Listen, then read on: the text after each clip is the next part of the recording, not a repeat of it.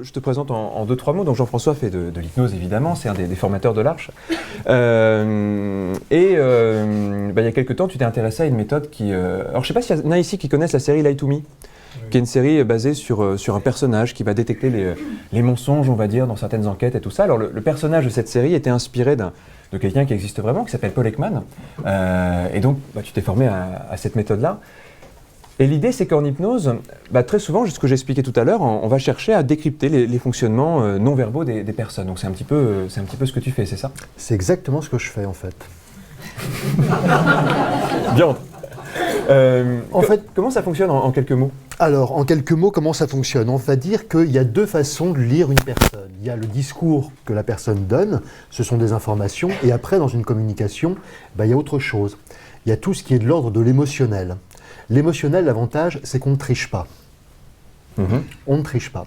En fait, je m'en sers tout simplement parce que c'est comme une grille de lecture, c'est comme un alphabet, les émotions. L'alphabet, en fait, il est lisible simplement parce que les lettres, ce sont des micro-expressions du visage qui sont toutes reliées à certaines émotions, et que quand ces expressions apparaissent, quand on a appris à les reconnaître, en fait, on a directement l'émotion qui est cachée derrière. Donc ça va plus loin même que le discours, en fait. En fait, moi comme je le vois, il y a une différence entre... vous savez, il y a tous ces livres qui font du décodage de mouvement, qui vous disent si on a les bras croisés, c'est qu'on est comme ça. Là, c'est pas du tout ça, on est vraiment dans... C'est pas du tout ça. En fait, l'avantage de la méthode de Paul Ekman, c'est qu'elle a derrière elle le soutien même de la communauté scientifique. Maintenant, en fait, il s'agit de penser pour les scientifiques. Alors, c'est une grande majorité, je ne dis pas que tous les scientifiques pensent de cette façon-là, que certaines émotions sont universelles, c'est-à-dire qu'elles ne sont pas inhérentes à une culture, mais en fait, qu'elles appartiennent plus à une structure mentale. Dans la façon dont elles sont exprimées, en tout cas. Dans la façon dont elles sont exprimées. Alors, comment Paul Ekman a mis ça en évidence? Tout simplement sur un travail photographique. Il s'est rendu en Nouvelle-Guinée. Il allait voir des tribus qui n'avaient aucune connaissance des autres cultures. Il leur a montré des photos représentant des expressions et il s'est rendu compte que ces personnes-là étaient capables de dire à quoi correspondaient ces émotions par ces expressions. Donc en fait, c'est l'idée que, pas toutes les émotions, mais certaines en tout cas, vont être exprimées à peu près pour tous de la même façon, c'est ça? Elles sont au nombre de 7, elles sont qualifiées d'universelles parce qu'elles appartiennent à une structure mentale. Alors dedans, on peut mettre la peur, on peut mettre la colère, on peut mettre la tristesse, la joie, la surprise, le mépris et le dégoût. C'est comme les 7 nains de Blanche-Neige, il m'arrive d'en oublier, mais je crois que le compte y est. Ça doit être ça. Donc, toi, à quoi ça te sert de travailler là-dessus? Parce que, moi j'avais envie qu'on parle un petit peu de cette méthode-là parce qu'elle est assez novatrice. Ça fait quelques années qu'elle existe, mais en France, quasiment personne ne l'utilise. Toi, tu es un des premiers en France à être formé. Il y a 2 personnes de l'Arche qui sont allées se former, qui ont été les premiers. Toi, comment tu l'utilises en fait dans ton travail? J'imagine que tu l'utilises en tant qu'hypnotiseur, mais pas que. Alors, pour l'instant, j'utilise principalement quand même en tant qu'hypno, tout simplement parce que quand on fait l'anamnèse en début de séance, alors quand la détermination d'objectifs, je ne sais pas si tout le monde est familier avec ça. C'est en tout cas la préparation de la séance. La préparation de la séance, c'est-à-dire qu'est-ce qui motive la personne.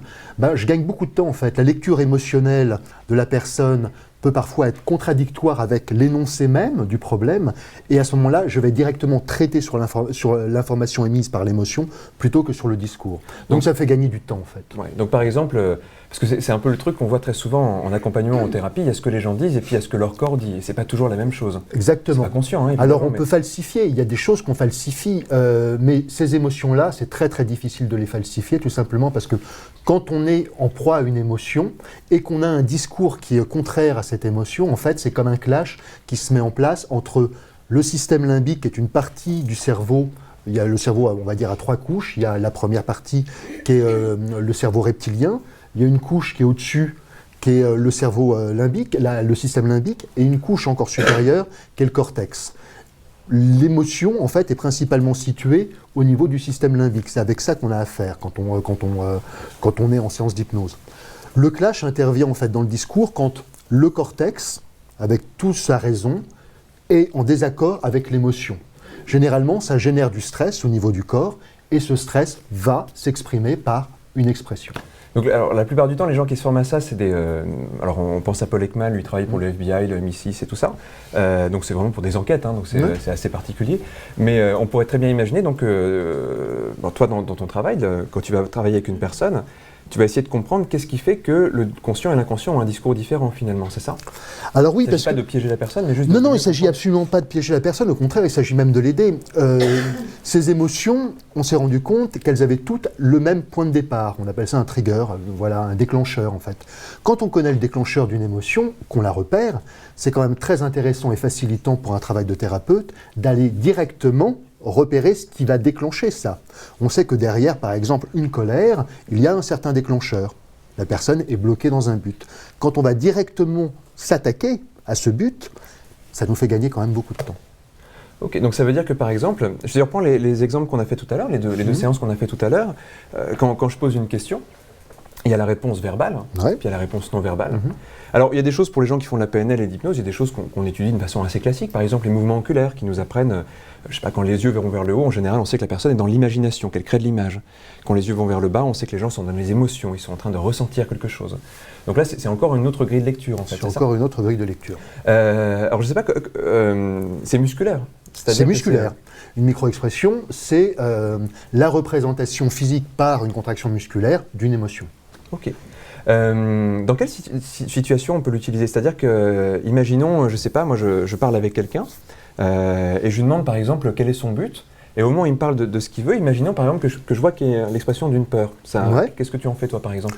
Ah bah directement, après on peut jouer avec ça, savoir si c'est pertinent ou congruent pour nous ou écologique pour le client, directement de s'adresser à cette peur. Après ça va nous aider en fait à définir des stratégies. Plus on a d'informations, plus on a d'indices, plus on a une liberté d'imaginer des stratégies et des possibilités. Donc là, c'est très variable, ça dépend vraiment d'un contexte. Tout le principe même d'Ekman, de l'étude des micro-expressions, et après, au-delà de ça, de la détection de congruence, plus que de la détection de mensonges, s'appuie principalement sur un contexte, une situation. Donc, c'est très difficile de répondre comme ça directement à ta question, parce que ça va dépendre du contexte, en fait. Ok. Donc j'imagine qu'il y a plein, je sais pas moi, d'avocats, de joueurs de poker, tout le monde. D'ailleurs, la personne avec qui je travaille, qui est mon ami Mourad Tahir, qui est Mourad, qui au-delà de d'être mon ami, est ce que Ekman appelle un sorcier, c'est-à-dire ce sont des gens qui ont une sorte d'intuition naturelle de calibration. Alors c'est principalement dû, je pense, à un passé où il a fréquenté quand même beaucoup le monde du poker, qui lui a permis d'apprendre comme ça à développer cette lecture instinctive. Donc oui, bien entendu, dans le poker, il y a ce genre de personnes. Donc en fait, quand tu regardes quelqu'un, il faut se méfier, quoi. Faudrait peut-être pas aller jusque-là parce que ça mobiliserait déjà beaucoup de ressources. Ça demande une grande attention.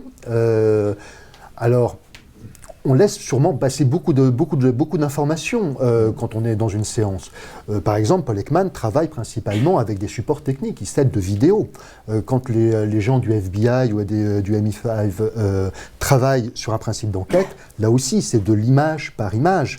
Et ils vont développer ce qu'ils appellent des hypothèses avant même de prononcer un jugement.